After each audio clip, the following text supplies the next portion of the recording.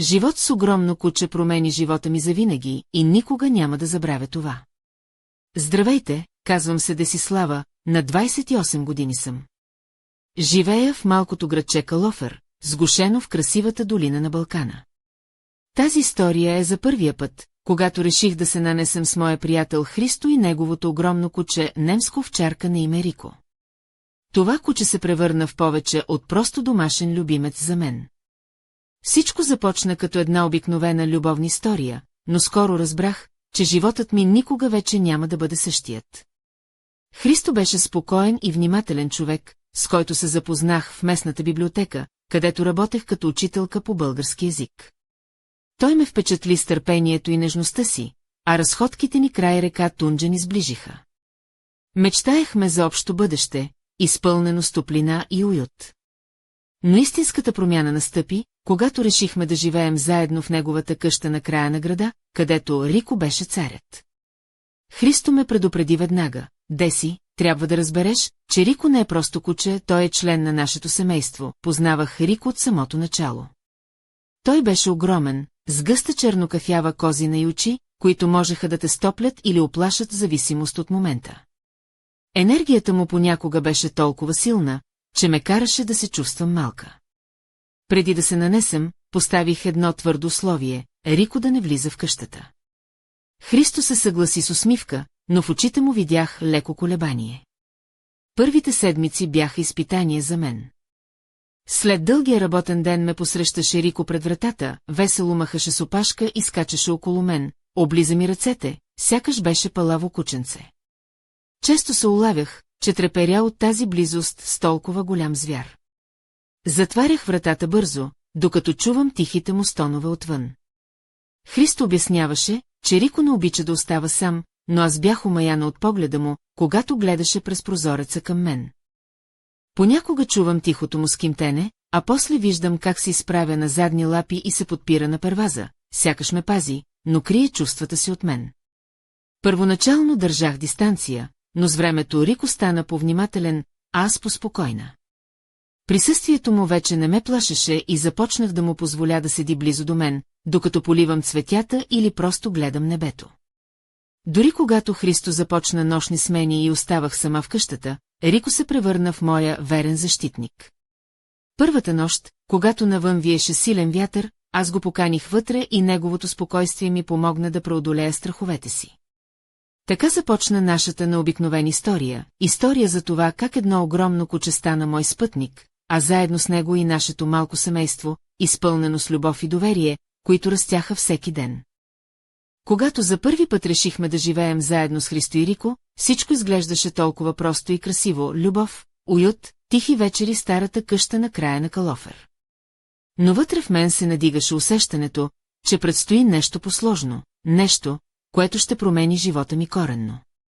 Аз съм Десислава, на 28 години, работя като учителка по български език в местното училище. Познавах Христо от няколко месеца, когато започнахме да излизаме. Той беше човек на спокойствието и реда, от онези, на които можеш да се довериш безпрекословно. Срещахме се най-често по брега на река Тунджа, където говорехме за бъдещето, за мечтите, за обикновените радости на живота. В неговия дом живееше Рико, огромна немска овчарка с гъста чернокафява козина и дълбоки кафяви очи, които сякаш виждаха всичко. Христо винаги казваше, че Рико е не просто куче, а истински член на семейството. Но аз, израснала в апартамент в Пловдив, където кучетата са по-скоро рядкост, понякога се чувствах като чужденец в този нов свят, особено когато Рико ме посрещаше толкова бурно. Преди да се нанесем, поставих условие: Рико няма да влиза в къщата. Христо прие това с усмивка, но аз усетих, че това не е точно това, което той иска. Първите дни след преместването ми бяха пълни с шокове. Всяка вечер, когато се прибирах от работа, ме посрещаше Рико с радост, с енергия, с онези големи лапи, които понякога ме караха да се отдръпвам. Той облиза ръцете ми, сякаш искаше да ме накара да се чувствам част от нещо голямо и силно. Често затварях вратата бързо, а отвън чувах тихите му стонове и проследяващия му поглед през прозореца. Христо обясняваше, че Рико не обича да остава сам, че има нужда от компания. Но за мен това беше нещо ново и малко плашещо. Въпреки това, с времето започнах да забелязвам, че Рико променя поведението си и той стана по-тих, повнимателен, започна да седи близо до мен, без да ме притеснява. Нощите, когато Христо отиваше на работа, а аз оставах сама с Рико, бяха особено трудни в началото. Тишината в къщата беше тежка, а навън вятърът свиреше през дърветата. Но присъствието на Рико ми даваше усещане за защита. Той лежеше близо до мен, тихо поскули и ме гледаше с умни очи, сякаш казваше: не се страхувай, аз съм тук. Тази нова връзка между нас беше неочаквана, но започваше да ме променя. Вечерите с Христо и Рико постепенно станаха моето спасение. Докато той готвеше на малката дървена печка, аз галех кучето, усещайки как напрежението в мен се разтакя. Къщата започна да се изпълва с топлина, а присъствието на Рико с усещане за дом и сигурност, което не бях изпитвала преди. Тази промяна беше началото на нещо много по-голямо, отколкото просто съжителство с голямо куче. Преди да пристъпя прага на къщата на Христо в Калофер, никога не си бях представила колко много ще се промени животът ми. Аз, Десислава, учителка в местното училище, бях свикнала на сигурност и предвидимост, но когато започнах да живея с Христо и неговата немска овчарка Рико, всичко се обърна наопаки. Христо бе човек на ред и спокойствието, с тъмни очи и топла усмивка, който ме привлече с търпението си и начина, по който се грижеше за всичко около себе си. Запознахме се в библиотеката, където често прекарвах дните си сред книги и тишина. Разходките ни край река Тунджа бяха изпълнени с мечти и разговори за бъдещето, за дом, за семейство, за щастие. Но докато нашата любов растеше, нарастваше и моето несигурно чувство към огромния Рико. Той беше толкова голям, с тежки лапи и гъста козина, че понякога ме плашеше с енергията си. Христо ми каза още в началото: Деси, разбери, Рико е не просто куче, той е нашето семейство. Аз, свикнала с живота в апартамент в Пловдив, поставих едно условие животното да не влиза в дома. Христо прие това с усмивка, но в очите му имаше съмнение, което не можех да разбера. Първите дни бяха изпълнени с напрежение, Рико посрещаше ме с ентусиазъм, но понякога прекаляваше. Той скачаше и ми облиза ръцете, а аз се опитвах да запазя дистанция, затварях вратата бързо и чувах неговите тихи стонове отвън.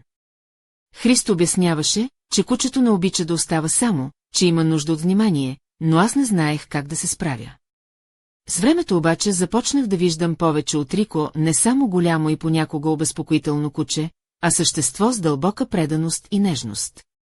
Той се научи да стои спокойно до мен, когато поливам цветята в двора, дори да се настанява до мен на дивана, докато чета. Вечерите, когато Христо отиваше на нощна смяна, бяха най-тежки, но именно Рико се превърна в моята опора. Нощите бяха дълги и изпълнени с тишина, а навън вятърът свиреше през дърветата, носейки себе си странни звуци. Аз столях на дивана, а Рико лежеше до мен, тих и спокоен, като че ли усещаше всяка моя мисъл и страх. В един от тези моменти разбрах, че това огромно куче е нещо повече от пазач, той стана моят съюзник в борбата срещу самотата и тревогите. Така започна новата глава в живота ми, неочаквана, необичайна, но изпълнена с топлина и разбиране. Сега знаех, че любовта може да се прояви не само между двама човека, а и чрез вярността на едно огромно животно, което ми помогна да се почувствам у дома. Първите седмици от нашия съвместен живот с Христо и Рико бяха истинско изпитание. Аз, Десислава, все още се борех с чувството на несигурност и страх от тази огромна немска овчарка, която сякаш имаше собствено мнение и място в къщата. Христо беше спокоен и разбиращ, но аз не можех да се отърва от усещането, че ще трябва да променя начинът си на живот по начин, който не очаквах. Рико беше царят на двора и на къщата. Всяка вечер, когато се прибирах, той ме посрещаше с радостна енергия, махаше с голямата си опашка, скачаше около мен и ме облиза по ръцете. Понякога бях толкова изненадана от тази близост, че почти се оплашвах. Стараех се бързо да затворя вратата, но чувах тихите му скимтения отвън и погледа му, който проникваше през прозореца към мен. Христо ми казваше, че Рико не обича да бъде сам, но аз усещах нещо повече, сякаш кучето пазеше нещо, което ние не разбирахме. В началото държах Рико далеч от дома, но с времето той започна да се променя. Станал поспокоен, повнимателен, научил се да седи тихо до мен, докато поливам цветята в двора или почивам на дивана с книга в ръка. Особено в нощите, когато Христо беше на работа, присъствието му ми носеше успокоение. В онези тъмни часове, когато навън виеше вятър и сенките изглеждаха живи, Рико беше моята защита. Спомням си една бурна нощ, когато гръм удари толкова силно, че сякаш цялата къща ще се разпадне. Аз седях на дивана, сгушена в одеялото си, а Рико лежеше до мен, тихо поскуливайки, но без да си тръгва или да се крие. Тогава за първи път усетих истинската му сила и преданост не само като пазач, но и като приятел, който разбира страховете ми и ги поема върху себе си. Вечерите с Христо и Рико се превърнаха в свещен ритуал. Докато той готвеше в малката кухня, аз галех огромната козина на кучето, усещайки как напрежението в мен се разтакя. Къщата започна да диша с нас и заедно станахме едно цяло от 3 души, свързани от невидима нишка на любов и доверие. Това беше началото на нов живот, в който огромното куче не беше просто животно, а мост към топлина и сигурност, към семейството, което винаги съм искала. Но докато всичко изглеждаше спокойно, не подозирах, че на хоризонта вече се задава нещо, което ще разтърси нашия свят. Вечерта, когато всичко започна да се променя, дойде тихо, но носеше със себе си необяснима тежест.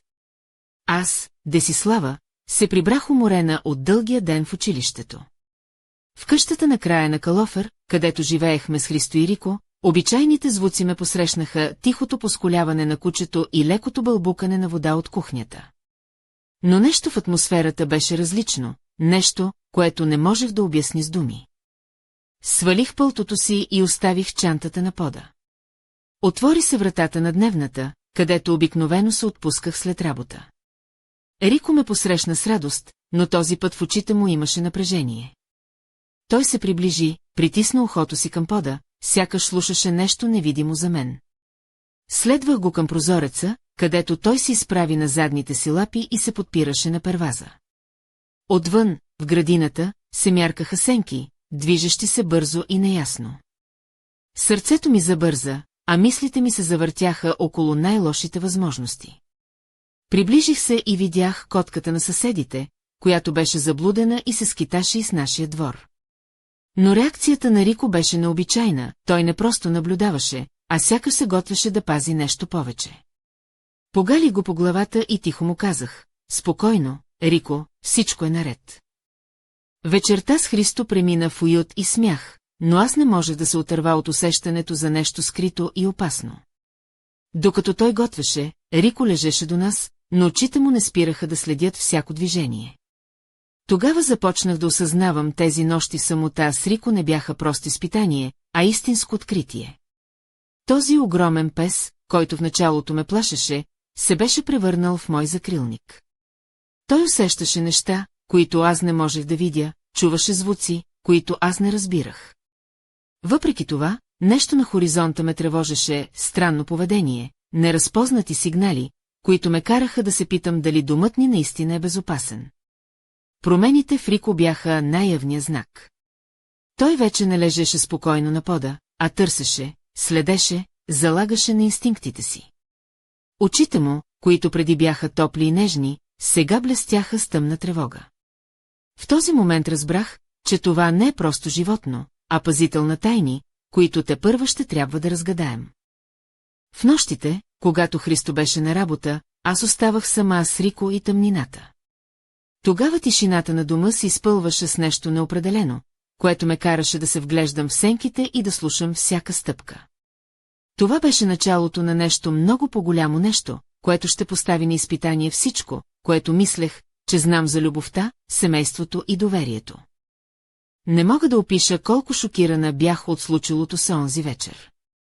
Аз, Десислава, която винаги съм търсила сигурност и спокойствие, се оказах изправена пред нещо, което надхвърляше всичките ми представи за нормално. С Рико до мен, а Христо на работа, домът вече не беше просто място за почивка, той се превърна в арена на тайни мистерии, които ме преследваха в тъмнината. След онзи странен инцидент в градината, поведението на Рико се промени драстично. Той вече не беше просто голямото куче, което ме посрещаше с радост. Очите му блестяха с нещо като тревога и решимост, а тялото му напрегнато следеше всяко движение около нас. Той сякаш усещаше невидими заплахи, за които аз няма как да знам. Опитвах се да разбера какво се случва, да намеря обяснение на тези промени. Но Христо, със своя спокоен и премерен тон, ми казваше, че вероятно всичко е заради възрастта на Рико, че кучето просто се променя и става попредпазливо. Той винаги е бил такъв, ми казваше, галейки козината му за ухото, но с времето просто се научава да бъде повнимателен. Аз обаче знаех, че не е само това. Чувствах се все по-обгърната от неразбираеми усещания и съмнения. В сънищата си виждах сенки и тъмни фигури, а будна усещах тежестта на нещо невидимо, което се движеше около къщата ни. Рико никога не ме оставяше сама, но неговото присъствие беше различно, той вече не беше само защитник, а пазител на тайна, която аз трябваше да разбера. Понякога гледах в неговите очи и сякаш виждах съобщение, което не можех да прочета. Какво се случва, Рико? Шептях му, докато галех гъстата му козина. Той тихо въздъхваше, сякаш отговаряше, не си сама, аз съм тук. Тези мисли ме държаха будна през нощта, а денят ми преминаваше в размисли и страхове. Но вътре в мен растеше и любопитство, какво ли още криеше тази къща? Какво означаваше всичко това и каква роля имаше Рико в цялата тази загадка? Въпреки тревогите си, започнах да усещам, че съм посилна, отколкото си мислех. За първи път в живота си виждах, че любовта и доверието могат да се проявят и чрез едно огромно куче, което ме защитаваше не само физически, но и с духа си. Но докато се опитвах да разбера това, не подозирах, че предстоят още по-неочаквани обрати, които ще преобърнат целия ни свят. Една вечер всичко се промени по начин, който никога не бих могла да предвидя. Аз, Десислава, останах сама в къщата, докато Христо беше на нощна смяна, а Рико, моят огромен, но верен пазач, лежеше до мен в гостната. Беше тихо, почти прекалено тихо, и дори звукът на страниците на книгата, която държах, се разнасяше като шепот в стаята. Изведнъж чух скърцане от кухнята звук, който на пръв поглед беше невинен, но в този момент ми се стори като предупреждение. Сърцето ми забърза, а Рико мигновено се изправи, вдигна голяма глава и се насочи към вратата на кухнята с решителен поглед, който не бях виждала досега. Той тихо зарича, дълбоко и предупредително, и аз усетих как адреналинът изпълва тялото ми. Следвах го, без да се замислям, с телефона в ръка, готова да потърся помощ, ако се наложи. Когато пристигнахме до кухнята, забелязах, че вратата към подземния килер беше леко открехната, нещо необичайно, защото Христо винаги я заключваше. Рико се приближи, зарича още по-силно и се опита да влезе вътре. Опитах се да изключа страха си и бавно отворих вратата. Влязохме в тъмното помещение, където слаб лъч светлина се процеждаше от дълбочината. Рико напредна с мен, а аз чух приглушено поскуливане, което ме накара да замръзна.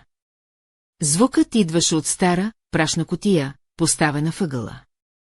С треперещи ръце повдигнах капака и открих куп стари писма, пожълтели снимки и дневник, които сякаш разказваха историята на предишните обитатели на къщата. В дневника имаше записи за странни изчезвания, потайни стаи и неразгадани мистерии, които бяха пазени в тайна с години. Тогава усетих, че всичко, което бяхме преживели с Рико, не е случайно. Той не беше просто куче, той беше пазител на тайни, свързани с тази къща и с миналото на семейството на Христо. Усетих как сърцето ми бие силно, а мислите ми се блъскаха една в друга. В този момент чух тежки стъпки зад гърба си. Обърнах се и видях Христо, лицето му беше сериозно, очите му изпълнени с сдържана тревога. Деси, не трябваше да идваш тук, каза тихо той. Този дом крие много повече, отколкото си мислиш. А Рико, той е нещо повече от просто куче. Стояхме там, в мрака на подземието, осъзнавайки, че нашият живот вече никога няма да бъде същият. Тайната на дома започваше да се разкрива и низова на пътешествие, което щеше да промени всичко. Но какво точно ни очакваше, все още не знаехме. след като Христо се появи в мрака на подземието, всичко около нас сякаш застина. Той ме погледна с тежест в очите и тихо продължи. Къщата, в която живеем, е семейна за поколения наред. Нашите предци винаги са вярвали, че има нещо, което трябва да се пази, нещо, което не бива да излиза на светло.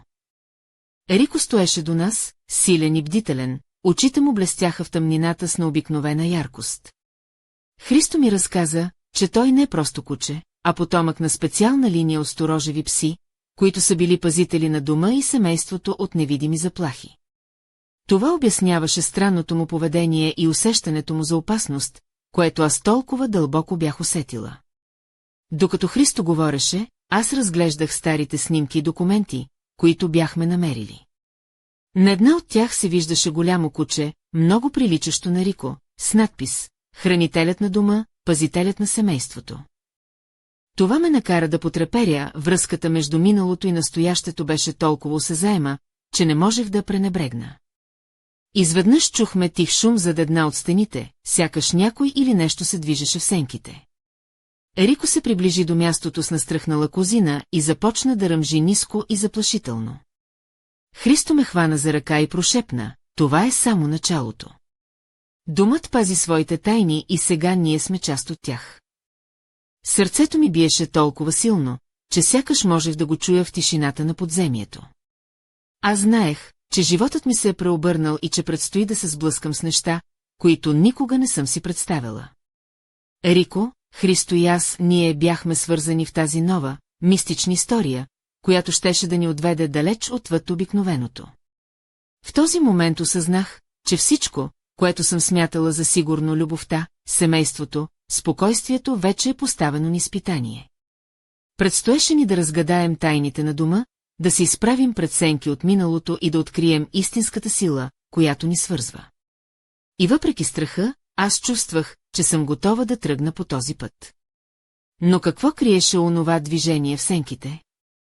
И каква роля щеше да изиграе Рико в тази битка между светлината и тъмнината? Отговорите бяха затъгала, чакащи да бъдат открити, а аз знаех, че нищо вече няма да бъде същото. С всяка минута напрежението в подземието растеше и сякаш самият въздух около нас се сгъстяваше, тежък и непроницаем. Аз, Десислава, сторях между Христо и Рико, усещайки как сърцето ми бие като барабан, а в главата ми се въртят хиляди мисли и страхове. Това, което започна като обикновена история за любов и съжителство с едно голямо куче, се превърна в нещо много по-голямо, по-дълбоко и по-злокобно. Рико беше нащрек, мускулите му напрегнати, а очите му светеха с неестествен, почти светещ янтарен блясък. Той издаде дълбоко и продължително ръмжене, което разтърси мрака и разкъса тишината с тежък звук. Христо хвана ръката ми по-силно и прошепна, готова ли си за това, което предстои? В този момент от ъгъла се появи сянка, неясна, движеща се бавно и тежко, сякаш носеше себе си тежестта на векове. Стените на подземието сякаш започнаха да шепнат, а времето се забави до почти спиране. Чувствах, че стоим на прага на нещо свещено и страшно, нещо, което ще преобърне живота ни с основи. Рико се намести пред нас като щит, готов да се изправи срещу неведомото. Неговият ръмеж се превърна в тих, но решителен зов за битка. Аз усещах как в мен се надига вълна от смелост, макар и сърцето ми да трепереше от страх и неизвестност. Тази нощ не беше просто нощ, тя беше кулминацията на всичко, през което бяхме преминали. Домът, с неговите тайни сенки, оживя като никога досега. Борбата между светлината и тъмнината, между миналото и настоящето, започна с пълна сила. Аз, Христо и Рико бяхме обвързани с тази съдба, в центъра на битка, която не можехме да избегнем. И докато сянката приближаваше, аз разбирах, че нашата история ще бъде разказвана дълго след като тази нощ приключи. Но дали щяхме да оцелеем, или щяхме да се изгубим в мрака, това оставаше загадка. Сякаш времето спря в онази мрачна нощ, когато нашият дом се превърна в арена на нещо надвишаващо обикновеното. Аз, Десислава, стоях неподвижно, стиснала ръката на Христо, докато Рико застана пред нас като непреклонен страж. Тъмната сянка бавно направи крачка напред, а въздухът около нас се изпълни с електричество, което можеше да се усети във всяка клетка на тялото ми. Сърцето ми биеше толкова силно, че сякаш и стените на старата къща го отразяваха обратно. В този момент разбрах, че нашият живот никога няма да бъде същият. Христо ме погледна с решимост и тихо прошепна: Деси, това е само началото. Нашият път тепърва започва. Ерико, с очи, които сякаш носеха мъдростта на векове, се приближи към сянката. Тя не се отдръпна, а напротив, сякаш очакваше тази среща, тази битка между светлината и тъмнината. Аз усетих как цялата енергия в мен се събира, готова да се изправи срещу неизвестното, да защити дома, любовта и доверието, които бяхме изградили. В този миг си дадох сметка, че Рико не е просто куче, той е пазител, наследник на древна сила, свързана с семейството на Христо и с тази земя. И ние тримата, свързани от съдбата, сме призвани да се изправим пред изпитания, които само най-смелите биха посмели да поемат. Тъмната сянка се стопи в мрака, но аз знаех, че това не е краят.